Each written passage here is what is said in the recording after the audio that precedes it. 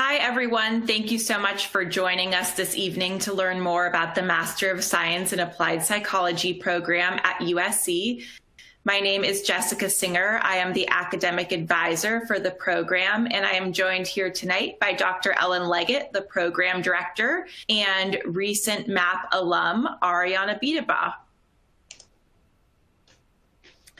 Throughout the program, please be sure to refresh your browser and turn up the volume on your device to make sure that you can hear our webinar. If you have any questions, please feel free to submit a question in the Q&A tab at the bottom of your screen. Following the webinar, we will save time to answer your questions. So tonight you will get the chance to meet Dr. Ellen Leggett and our special guest, 2019 alumna Ariana Biedebach.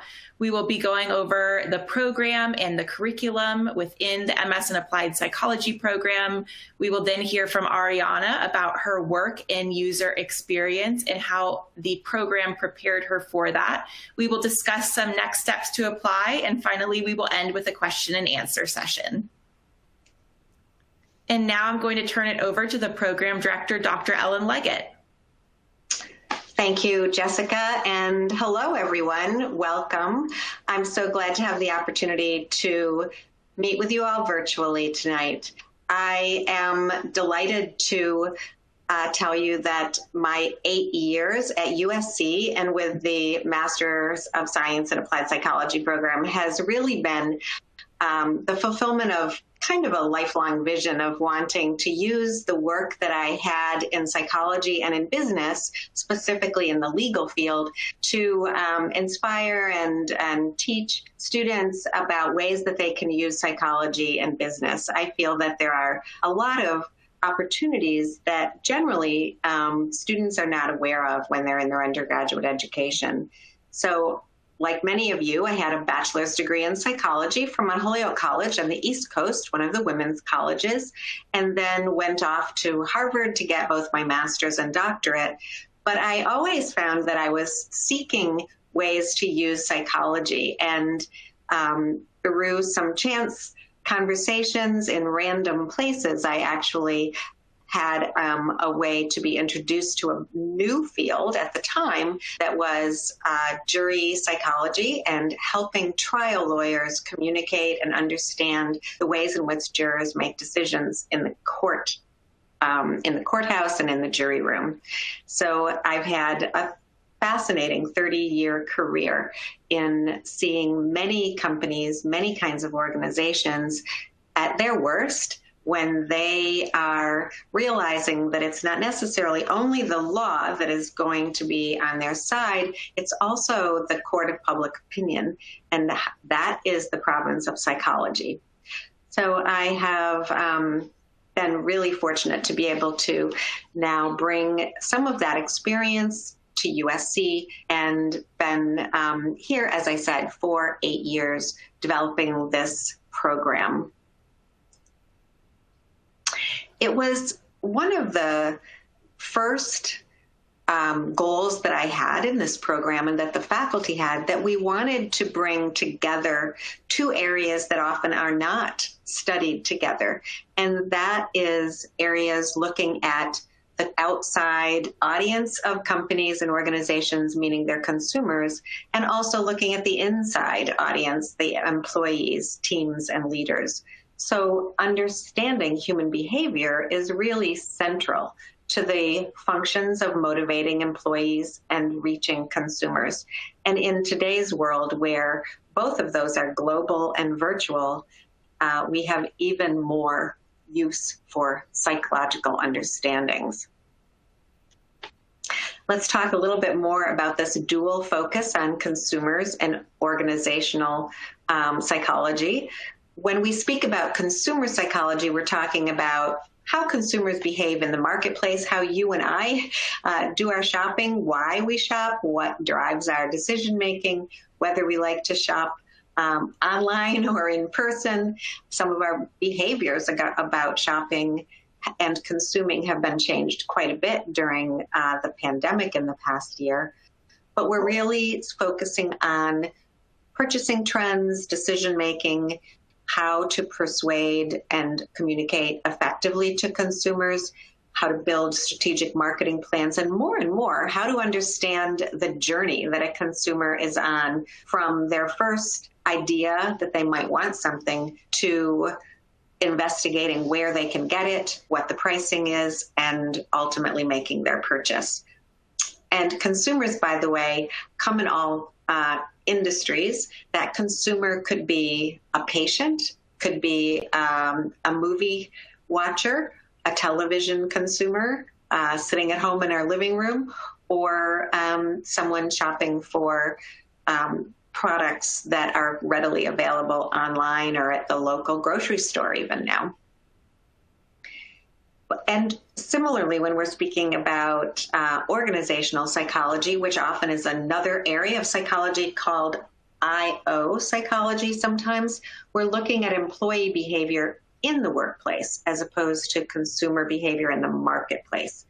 And in this area of study, we're looking at how to make business decisions that impact the employees and the teams, how to bring about organizational change, how to understand the life cycle that employees are on, from recruitment to onboarding, training, and evaluating and promoting. So the ultimate similarity that both of these have is that as psychologists, we're interested in making data-based decisions that will impact either the consumers or the organization and employees. And the tools of psychology enable us to use those research skills and even the theories of psychology within organizational settings to drive better performance for the organization. And the career outlook in both of these areas remains strong, and we're expecting even that post-COVID, there will be renewed interest in both areas because our world has changed so much. We are not employees now the same way we were a year ago. We're not shoppers today the way we were a year ago. And as you all know, probably, you may not be students today the way you were a year ago either. And the job growth should be profound in all of these areas going forward. A few things I'd like to point out about the program that we're proud of. One is that it is a very challenging program. It's accelerated as a master's program. Most master's programs will take you at least 2 years, even if you're going to an on-campus program. But in our online degree program, 16 months, that's really 4 terms, including summer. If you take 2 courses per term, you will be able to graduate in a little over a year and a half. This would include doing an internship and also a capstone research project, which are part of our curriculum. We're also very proud of our faculty. Everyone teaching in this program has been specifically recruited and hired for this program. They have not been at USC doing research in a laboratory for their entire careers. In fact, most of them have had careers in industry as consultants and worked in many different industries.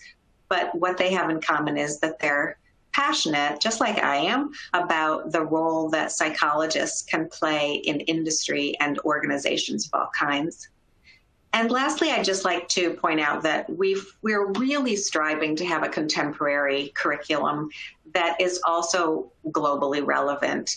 And what I mean by contemporary curriculum is that by being on the West Coast, we're taking our cues from Silicon Valley and looking towards the companies that are doing new things in communicating with customers, in developing software, in being tied to technology, in making workplaces more engaging for employees. And we're trying to infuse some of that energy into the program by having team-based projects in every class, just about real-world case studies, and using data, sometimes data from very real companies, in fact, to bring the work in the classroom to life. And on the global relevance piece, we are constantly seeking examples from other countries and bringing in examples that our own students tell us about. I think I'm ready to talk about a little bit more specific information about the program, and I'm going to ask Jessica to do that. And by the way, Jessica is also an alum of our program. Thank you so much, Dr. Leggett. So as Dr. Leggett mentioned, most students take 2 courses per semester, which means that you graduate within 4 semesters or 16 months. Over those 16 months, you'll have 9 courses.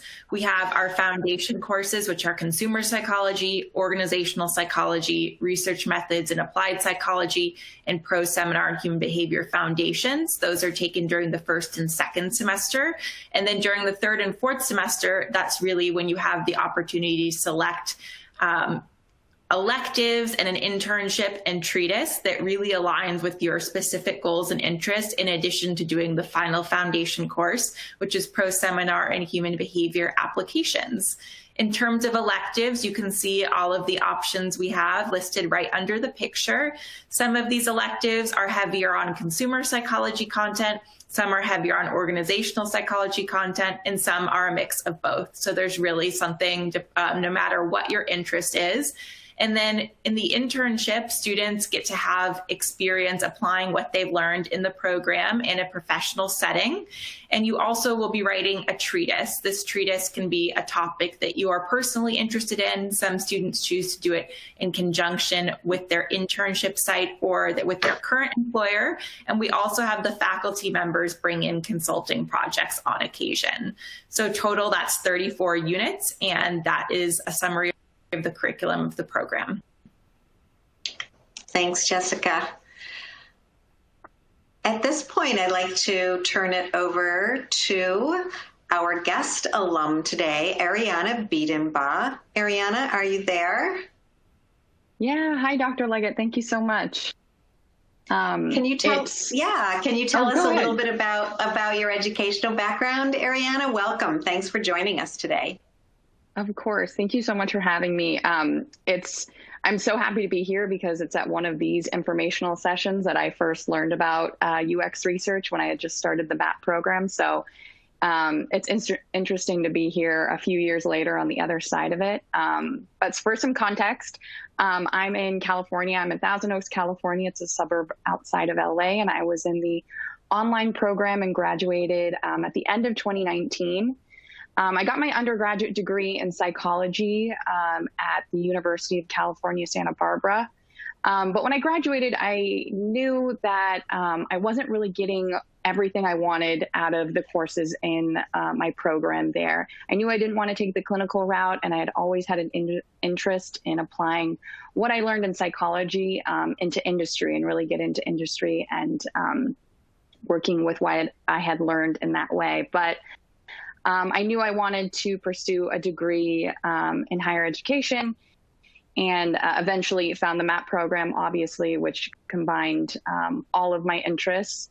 And as for a quick synopsis on some of my experience, while I was in the MAP program, I was able to do a few internships. One of them on the screen you'll see here was with Disney. I was a full-time intern with them as a UX researcher, where I got to work on a digital movie purchasing platform. And I'm currently a UX research contractor at Google. But this was a career switch for me. So I was originally in healthcare operations for 7 years, doing mainly administrative work. And so MAP really gave me the tools I needed to make that career transition and make that jump. So again, I'm so happy to be here and to kind of share everything I've learned and hopefully help someone who is trying to decide what move to make next. Thanks, Ariana. Yeah, I had forgotten about the fact that you had spent 7 years in healthcare. So, well, let's talk a little bit more about this interesting career that you're in now. Can you tell us a little bit more about what you do as a UX researcher? And do you find UX to be more on the consumer psychology side or the organizational psychology side? Because it is kind of a niche field. It is, and I think it blends both worlds, because you're looking at what motivates a consumer, right? Is what we touched on in our consumer psych side of the program. But you're also looking at motivations and how to build something that really speaks to someone's needs, which you see a lot in organizational psychology and creating talent development programs and things like that. And there are also a lot of parallels. I know a lot of UX researchers go into employee experience research or come back and forth. So there are a lot of parallels you can draw, which was interesting. I think it kind of sits right in the middle the more I think about it, and the more time I've had in my career. So how would you spend your time? How do you spend your time at Google? Yeah, that's a good question. I think every day is different. It all depends on what phase of the research process I'm in. And I can elaborate a little bit more on that. So essentially in the research process, it usually all starts with a meeting with stakeholders. And by stakeholders, I can mean like a UX designer, a product manager, someone from the marketing team, a UX writer, and understanding what they're trying to learn about our consumer, our customer, our user, and really working with them to kind of tweeze out research questions, so then I can go back and design a study that meets the needs of the research question. And so that could either be qualitative research, quantitative research, it could be mixed. But essentially it's all based around understanding a little bit more about our user. Another day could be me conducting that study, either launching a survey or meeting with users on Zoom or in person if this were a year and a half ago or a year ago. And really executing on the research. Another day could be me analyzing the findings. And then another day could be me doing a workshop to go over the results of the study with the different stakeholders who are eager to see the results and take them and to understand how they can improve the product. So each day is a little different, but it's always really fast paced, which I really enjoy. And it's always very collaborative, which is another part of it I enjoy as well. So what kind of products and experiences are UX researchers interested in understanding? Obviously at Google, it's various technology interfaces, right? But is technology the only industry where there are UX researchers? It can be, well, no and yes. Yes and no. But so with technology, there's obviously more opportunity for UX researchers. So at a company like Google, you'll see hundreds of UX researchers. But there are UX researchers in a lot of places you wouldn't think, like diabetes companies, healthcare companies, furniture companies like Herman Miller, motor companies like Ford. Ford looks for UX researchers. There are so many different places where it can be applied because, again, it's all just about understanding the needs of a user. How can we build a product that meets someone's needs instead of the other way around, building a product and seeing if it kind of fits. So there's a lot more places that you can apply it than just, an app or a website. For example, Disney, obviously there's UX researchers who focus on that like I did. There are also UX researchers who run studies in the park and do testing on rides. So it's been a learning experience for me to understand all the different ways a UX researcher can really do their role, the different industries and settings. Would you say that the field is growing, Ariana? Definitely. I know just with all the, all the talks I've had with researchers who've been in the field for a while, they've seen a huge jump. And even during COVID, I mean, everybody experienced kind of a little bit of unsettlement during that time.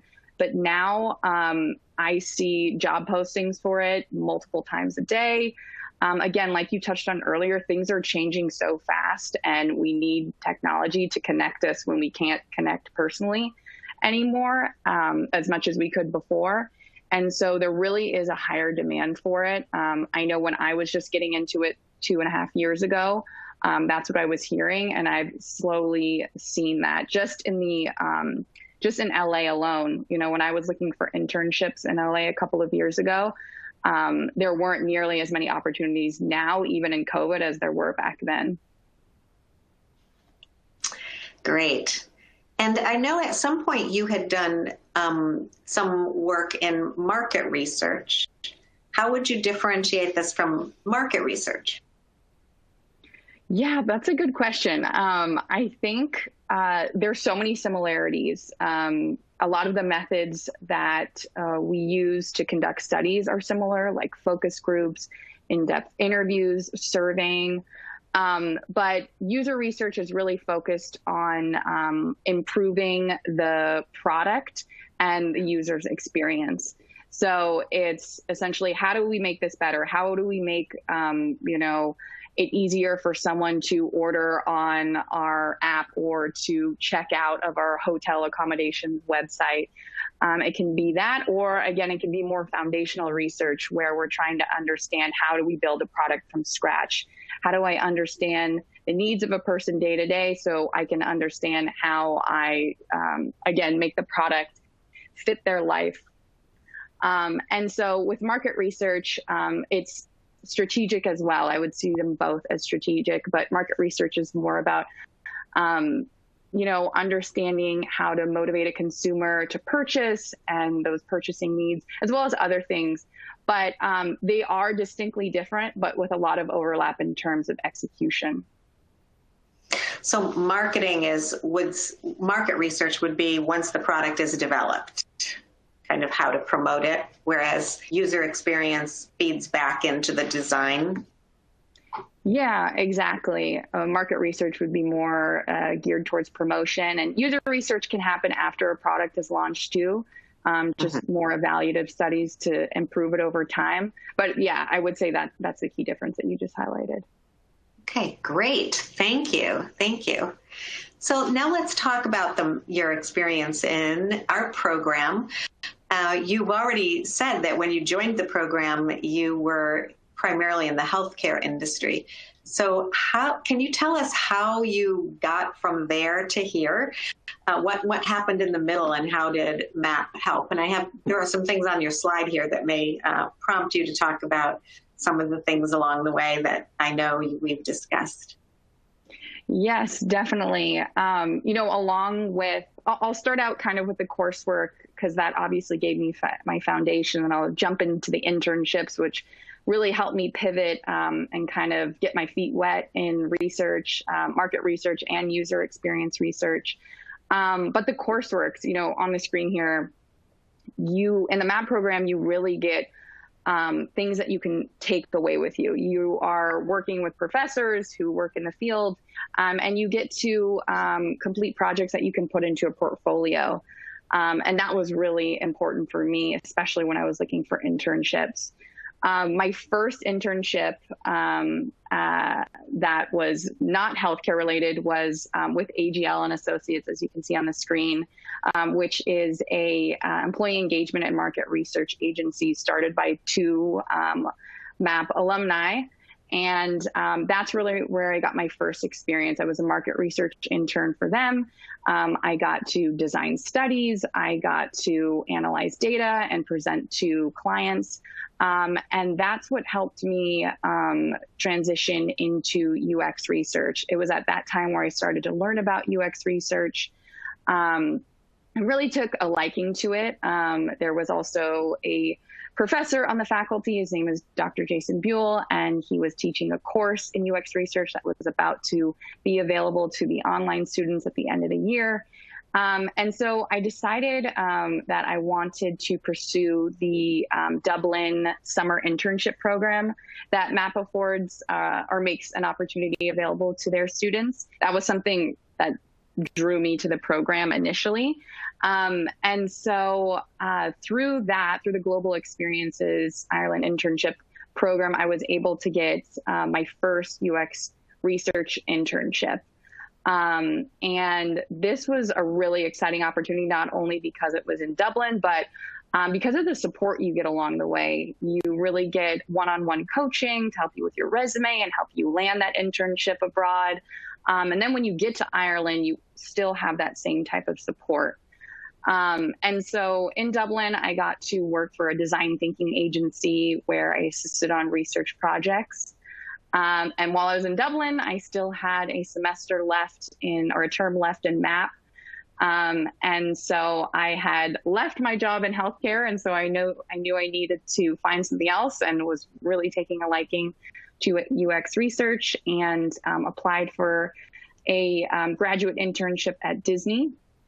And while I was in Ireland, I was actually going through the interviewing process for that. And when I came back, I was able to start that internship.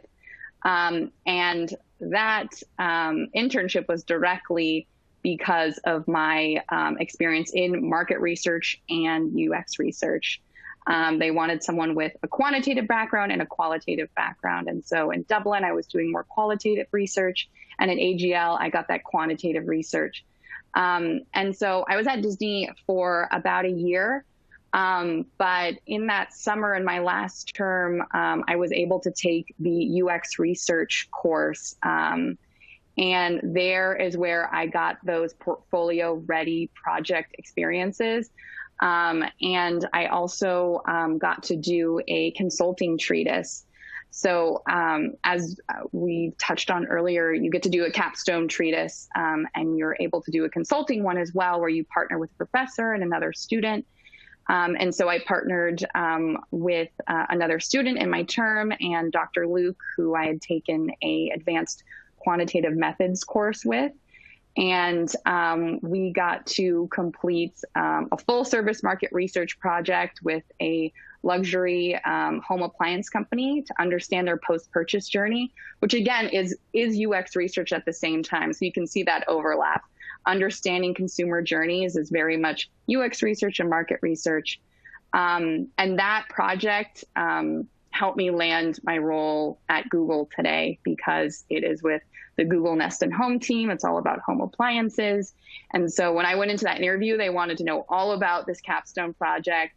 So that's definitely one of the reasons why I'm in the role I am in today. So there is so many parts of MAP that helped me along the way transition out of my old career and into this new one. It's a fascinating story, Ariana. It's exciting just to remember how much you did in the program. But let's step back even further and reflect on your choice to come to the MAP program.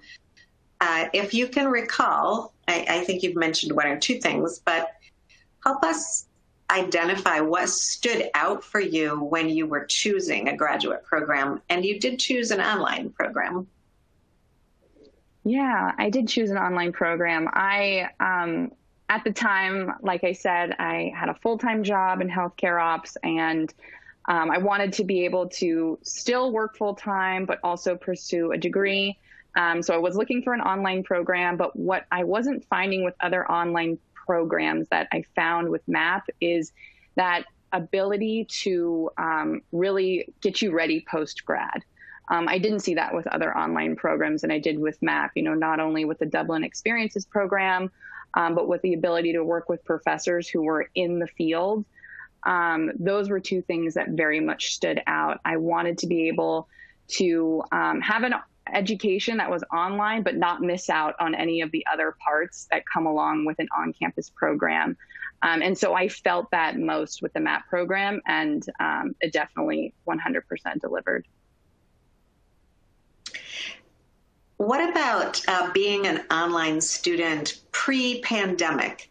Obviously, lots of people in the country right now have had their education online, whether they wanted it or not to be that way.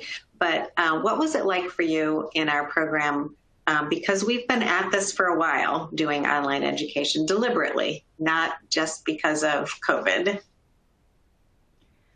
Yeah, I think that's something I've been reflecting on a lot lately. I have two younger sisters who are in undergraduate programs at, Berkeley and UC Santa Barbara, and friends who are in really great grad programs and undergraduate programs. And I really feel like I didn't know how great the online learning was with MAP, because it's really set up for you to be an online student. So it's very different than having an on-campus program have to, in overnight, go into an online format and just conducting classes on Zoom. The professors know what they're doing. The portal and the whole system set up online is extremely conducive to building relationships, having discussions, meeting other students. And all the curriculum, all the coursework is set up in a way that you can build relationships remotely and work remotely. And so when I've seen what my sister and my friends are experiencing in terms of online education, the pandemic, it really makes me look back and go, wow, this is not what everybody else is experiencing. I look at them, I'm like, what's so bad? I was an online student. It was great. But it's because MAP is set up that way and frankly knows what they're doing. Oh, thank you. Thank you. Good to hear. You mentioned that you felt there was a community in MAP. Can you say a little bit more about that? How can there be a community that's composed of people virtually? How did that happen in the program?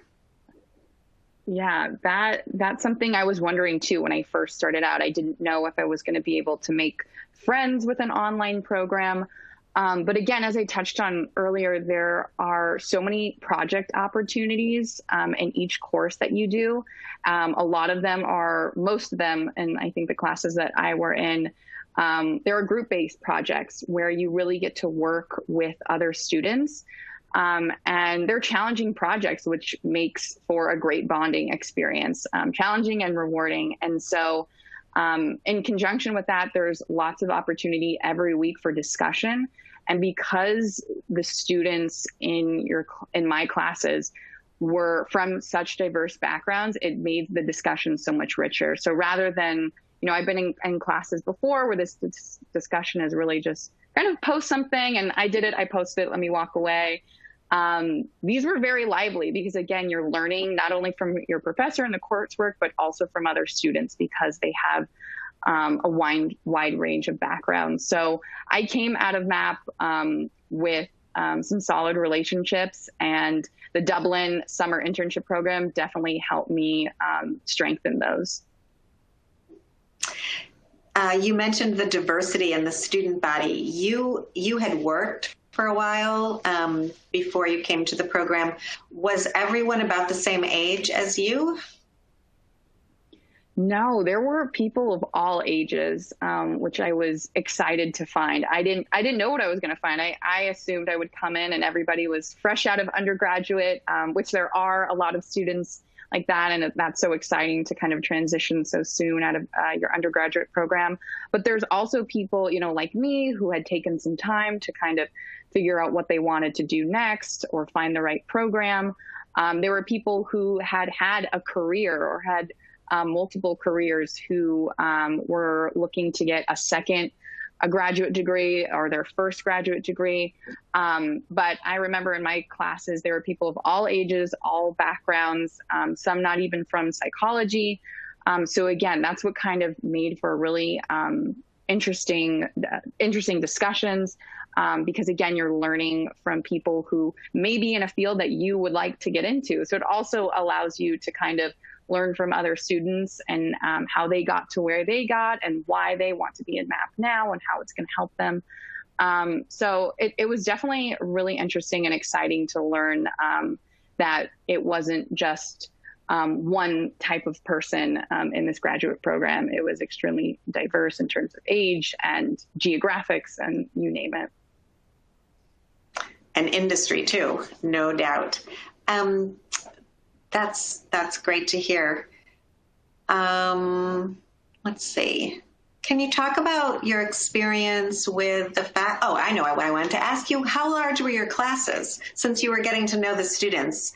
Are these MOOCs and big classes where you've got lots of students with the professor?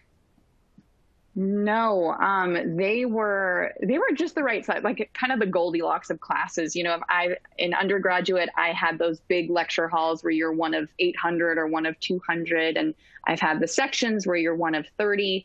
But this was smaller than that. It was an intimate class size, but enough people to where you could have enough people to talk to and have enough people to have a 3-person group project or so it was really just the right size. You weren't lost among the crowd whatsoever. You still got that personal attention from professors, which I was just amazed by how they have the time to dedicate themselves to teaching, but also be in their respective fields. So it was really wonderful, the balance there. Can you talk a little bit more about the faculty in the program? And by the way, I think this picture might remind you of some of the professors that you had. Do you see any professors in there that you remember? Yes, I see so many familiar faces. Yeah, my experience with the faculty, this probably shines through with what I've been saying, but was really wonderful. I, again, came from a large school where I didn't really get to build relationships with a lot of professors, and that's not what I found here at all. Dr. Luke is in this picture. He's front and to the left, and Dr. Jason Buell. And Dr. Luke is who I did my consulting treatise with, and he was, such a sense of support during that whole process. And same with Dr. Buell. He teaches the UX research course, and we're still in contact today. I'm really amazed, especially at how dedicated he is, just like MAP is, to making sure you're supported post-grad. He's had a hand in other freelance projects that I haven't talked about that I've gotten experience with post-MAP. He has really helped mentor me throughout my career as well, in the classroom and when I was transitioning from different roles. And so, yes, so, back to what I was saying, you really are just able to build relationships with professors in this program. They're really there for you. And I think, again, that's something that I didn't really know what to expect from going into an online program. But yeah, it's so wonderful to kind of be a little bit post-grad and still be able to send an email to a professor and either seek guidance or maybe send, some information their way. So that's really great. I want you to know that the first person to tell me that you had gotten your position at Google was your professor, Dr. Buell. He sent me an email, so excited, Ariana has a position at Google. And he's the tall one there. You can't miss him, right? No, you can't. And what's so funny is I've never met him in person. And that's why I'm like, this is so crazy. Like, he's a mentor of mine, and I don't even know how tall he is. Well, now you do. He's the tallest one there. That's crazy. All right. Thank you so much, Ariana. You've really, really given us a lot of your time and insights, and it's great for me to be able to see you and hear about your experience as well as share those with the prospective students. So let's move on here. I think I can toss it back to you, Jessica, at this time. Thank you again, Ariana. Thank you, Dr. Leggett, and thanks, Ariana. So if you are interested in applying to our program, here are some of the admissions requirements. You would fill out the graduate application that is part of USC's graduate school. You will need to have earned your bachelor's degree. We do accept applications for people who are in their final semester of earning their undergrad degree. You will be writing a brief statement of purpose explaining why you're interested in the program. You will send copies of your transcripts to graduate admissions. You will also upload a copy of your most recent resume, and you'll have 3 letters of recommendation. Those letters of recommendation should come from both academic and professional sources. Due to COVID-19, we have waived the GRE requirement for the current admissions cycle, so we do not need your GRE scores. The summer 2021 application deadline is Friday, April 9th, and the semester begins on Monday, May 17th.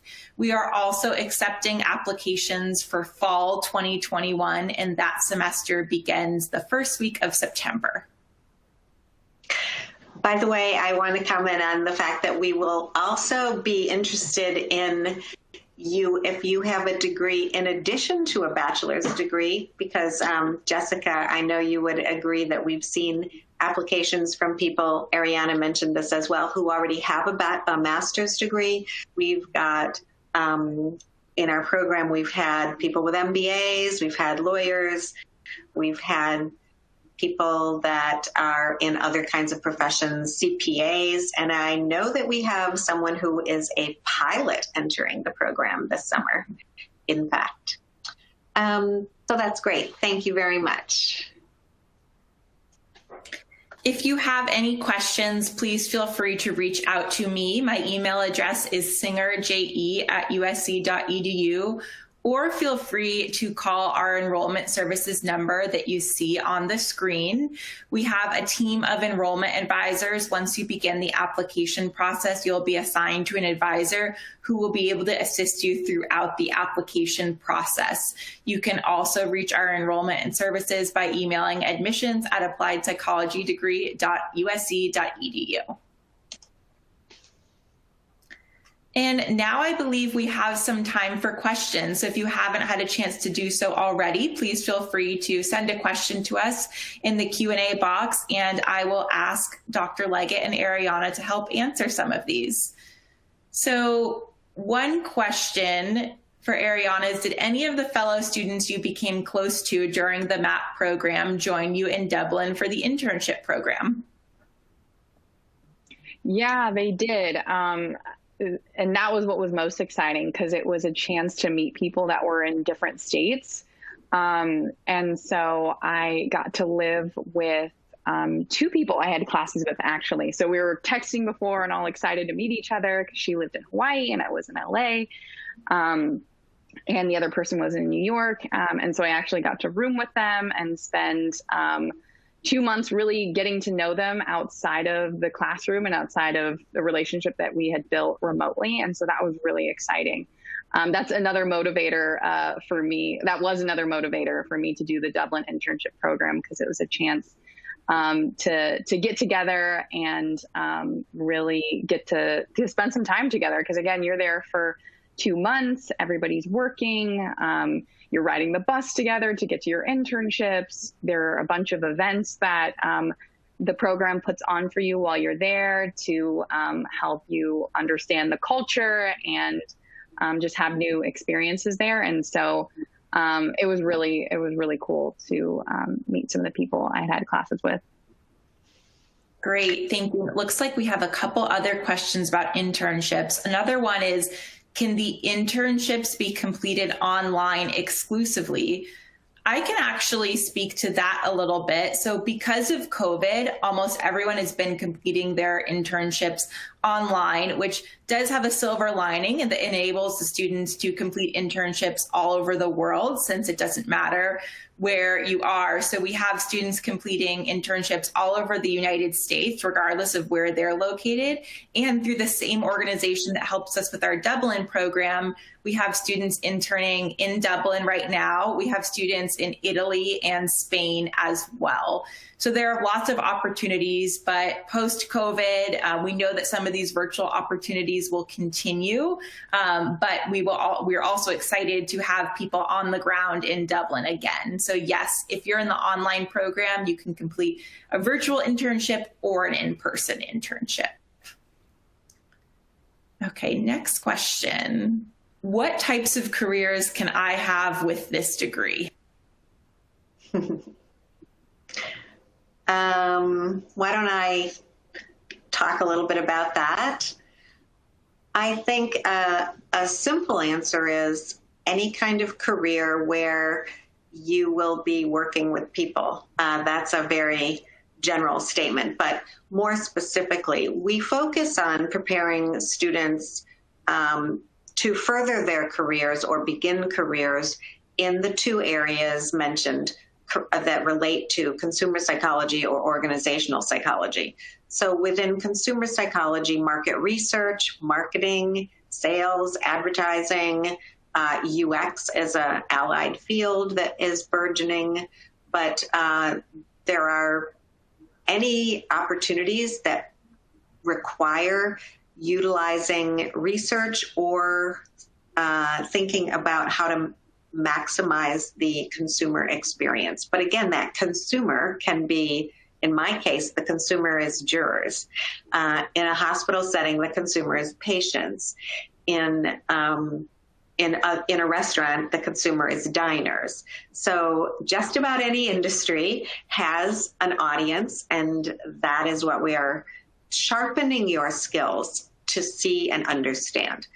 The other is internal to your organization, again, in any industry, looking at the employees, the teams, the leaders. What are the dynamics? How is change happening? How can the experience be better working, or in the case of a nonprofit, even volunteering for an organization? We have students that do internships and have careers in nonprofits, in public agencies, in startups, in global organizations, and everything in between. All over the world, I might add. So it's surprising where this path can take you, but those are the two anchors for us. Everything kind of comes back to helping employees or helping consumers. Great. Thank you, Dr. Leggett. Another question for Ariana, and I'm sure Dr. Leggett would have something to say about this as well. Did having team members in your group projects located in different parts of the world, or the United States in our case, impact your ability to collaborate? No, actually not at all. It was all about planning. Today I'm working remotely too, and I have team members from all over the US and some in Europe. And so being in MAP definitely prepared me for this past year and working remotely. But it really didn't. I had, as I mentioned, some classmates who were in Hawaii, so were 3 hours behind me, or New York, who were 3 hours ahead of me. It all just was about how we could collaborate together to understand what time is going to work best for all of our busy schedules. We were all balancing either full or part-time jobs. But again, that's where the opportunity to really connect and get to know each other came from, because you have to understand how to work well with people and how to balance schedules and being mindful of other people's schedules, even though you have tight deadlines. And again, that's something that's truly helped me just in career in general, but especially with the new way I do work today with remote teams. Great. Thank you so much, Ariana. And moving off of that, we have another question. You mentioned, you were balancing these group projects with other coursework and also working outside of the program. So how did you balance a job with the program requirements and the internship too? Yeah, I think that question, the first thing I think about is how well the online portal is that holds, all of your tasks and assignments and whatever is going to be going on in that semester. That was really just like my guiding light. Every term that started, I would look through that and I would just plan. This program turned me into a master in time management and planning, which again has been an invaluable skill. Now when I put that on my resume, I'm like, yep, 100%. Like you can challenge me on that. That's what my graduate program taught me. But yeah, it was a lot of planning. I think if I remember correctly, the school day would start on a Sunday night. But you can see all your assignments ahead of time. You can really understand beyond what you get in a paper syllabus, maybe that I was used to in my undergraduate coursework, what you're going to what you will need to do when, what's going to be due. And the professors are really helping you, help gear you up for everything that's tasked to you, whether it's a project or a discussion or a paper. So yeah, it definitely will challenge your time management skills, but it's extremely rewarding. And the way the system is set up, the online learning system, it's just really your friend when you're trying to plan out what is my next week going to look like when I have 8 meetings on the calendar and I'm working 8 to 5. And, prior to this, I had an hour commute into the office. So it really does help you out with planning. Great, thank you. Another question we have here, and I know we talked about additional graduate degrees that our students have, but does the type of undergraduate degree matter to qualify? This person says, I have a bachelor's in business administration. Jessica, why don't you answer that? Okay, I actually have my bachelor's in business as well. And in addition to having students, who are CPAs, lawyers, pilots, all the different backgrounds we have, I think there's as much, if not more, diversity in the undergraduate degrees of our students in the program. So no, it doesn't matter what type of undergraduate degree you have. We do like to see that you've taken some courses in psychology, and statistics is helpful as well. So some people who are psych majors take research methods and apply in psychology. So that's a very helpful course to have on your transcript. If you did not take any psychology courses as an undergraduate student to make your application more competitive, you're welcome to take courses at a community college, an intro to psych course. We do like to see that you have relevant academic experience related to psychology. But, I saw another question on here as well, so I'll speak to that too, saying, does the program have enough foundation in business for people who have no business experience? And I think the answer is yes.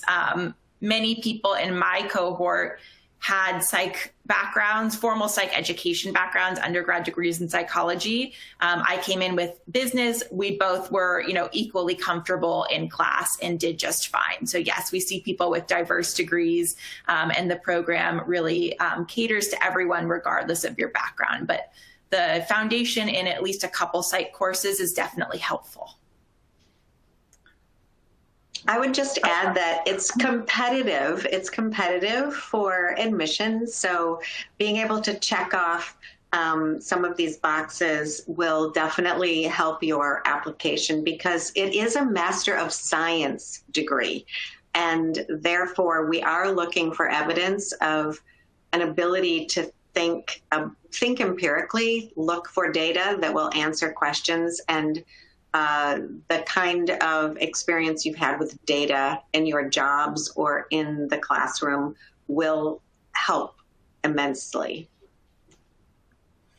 Thank you, Dr. Leggett. And it looks like we have a couple other questions related to the program itself. So how many students are in the online program? So currently we have 150 current students, but as Ariana mentioned, the classes are kept very small. So your core courses are capped at about 20 students. So in your live sessions, you'll only be on with those 20 students and the professor. And the electives tend to be smaller. So the electives tend to be between 10 to 15 students. So even though there are a lot of current students, it does still feel small and intimate, but you have the advantage of that decent sized community of current students to interact with, to network with, and just to have a mix of different people in your courses as you progress through the program. By the way, if I could just interrupt you, you used the phrase live session. And Yes. Do you want to explain what that means and how often those are? Yes. So Ariana did a great job talking about how she was able to balance all of the responsibilities she had while being a student. And one reason that this works for students who are working part or full time is because our program is a mix of synchronous and asynchronous learning. So what that means is that some of your course content is on demand and available to you on a weekly basis for you to do whenever works with your own schedule. And then each class has a set number of live sessions per semester. The classes meet up to once per week, but not necessarily every week. I'd say they tend to meet about 10 to 12 times out of the 15-week semester. So most weeks you will be having a live session and connecting with other students in your courses. Those live sessions take place at or after 5 p.m. Pacific time to accommodate everyone's work schedule, but they generally wrap up by about 7 p.m. Pacific time because we know we have students on the East Coast and we're mindful of the time there as well. So those are the Zoom meetings. And yes, I think that the typical length of those meetings in the online program is really 60 to 90 minutes. And there are, and you will only have for each class one of those meetings periodically on a particular day. It's not a situation where you're doing hours of Zoom every day or every week for all of your classes. Most of the content is in the learning management system available asynchronously. Thanks, Dr. Leggett. I think we have time for a couple more questions. So another question, how important is previous work experience when applying to the program? Would you like me to answer that? I would say that we definitely have students coming directly out of their undergraduate program. In fact, it's one of my strong beliefs that undergraduates in psychology need more career options than they often know about. So we're highly committed to helping those with an undergraduate degree develop career interests and launch into the workforce. However, many things can give you experience that is helpful, even if you haven't had full-time work experience post a graduate or post a bachelor's degree. We look for evidence of leadership in volunteer work, in organizations on campus, in other activities that you may have done even in sports or athletics. So any leadership experience counts as being able to reflect upon an organization. So almost everyone can look to their own experiences as a consumer. And interestingly, even if you haven't had a full-time job in the marketplace yet, in the workforce yet, you have had experience in organizations that, if you talk about it and reflect upon it well in your personal statement, can be very compelling. Great. Thank you, Dr. Leggett. I think I saw a brief question related to the application process. Would the applications for fall 2021 also have a deadline in April? Sorry if I confused anyone there. No, the deadline for fall 2021 is not April. We are starting to review applications for fall, but we will be accepting applications for fall probably up until the end of July. So you do have a little bit more time to work on that application if you're not interested in applying for the summer, but would rather be considered for fall. Let's see what other questions we have here. Will the program cover any aspects of neuro leadership? I'll speak to that. We definitely have a psychologist on our faculty who is a neuroscience. We have actually two that are neuroscience. Jason Buell, who's the UX researcher, has his degree from Columbia in neuroscience, interestingly enough. So yes, there are elements of neuro marketing and neuro leadership that are brought into the program in varying degrees. There's no full course on it, and some of the research is more convincing and credible than others, but we focus on where there are peer-reviewed studies that will inform either the consumer or organizational fields from the perspective of neuroscience. Sorry. Thank you, Dr. Leggett. I believe we have a couple other questions. We're almost out of time, so maybe one last quick question is, are there local Los Angeles in-person internships? I'd be happy to answer that because I completed my internship in person in the Los Angeles area. And I was part of the on-campus program. And so everyone in my cohort completed their internships in person in Los Angeles. But we also have a large number of online students who are local to the LA area, like Ariana. And we have a lot of students who do in-person internships in Los Angeles. As part of the program, we put on an internship webinar before you're eligible to complete the internship part of the program, where we explain how to network, how to make the most of the MAP community and the USC community to find opportunities regardless of where you are. I'd just like to ask Ariana. Ariana, you had 3 different internships. One was virtual, one was international, and one was in LA. Do you have anything to add about where you think most of your colleagues did their internships? Yeah, I think, well, a lot of people in my cohort were in LA too, but they were in the online program as well. And so most of those people did those internships in LA, but a lot of people did multiple internships too, kind of like myself. A couple of people who were in Ireland had already, or did an internship after that when they got back, just like I did. So I think there was a variety of different internships, remote, local to your area, and then also abroad. So there's definitely a lot of opportunity there, especially now with the ability to get a remote internship. That makes finding something that's right for you a lot easier because you're not restricted by location right now. So there was definitely a lot of opportunities and a lot of diversity and where students got their internships. I think I mentioned I had a friend in the program who was in Hawaii, and she went to the Dublin internship and also had done an internship in Hawaii as well. Great. Thank you both so much. I think we do have a couple more questions, but unfortunately we run out of time. So for those of you who do not get your questions answered, we will be sure to reach out to you with the information you've requested. I don't know if Dr. Leggett or Ariana have any more to say, but on behalf of all of us, thank you so much for joining us tonight. Thank you, everyone.